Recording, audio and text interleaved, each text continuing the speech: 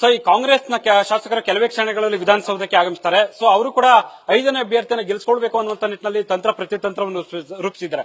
ಇದೆಲ್ಲದರ ಬಗ್ಗೆ ಮಾತನಾಡೋದಕ್ಕೆ ನಮ್ಮ ಜೊತೆಗೆ ಸಲೀಂ ಅಹಮದ್ ಅವರು ಇದ್ದಾರೆ, ಕಾಂಗ್ರೆಸ್ನ ಹಿರಿಯ ನಾಯಕರು. ಅವ್ರ ಹತ್ರ ಒಂದಷ್ಟು ವಿಚಾರಗಳನ್ನು ಮಾತಾಡೋಣ. ಸರ್, ಈಗ 5ನೇ ಅಭ್ಯರ್ಥಿ ಗೆಲುವಿಗೆ ಯಾವ ರೀತಿ ರಣತಂತ್ರವನ್ನು ರೂಪಿಸಿದ್ದೀರಾ?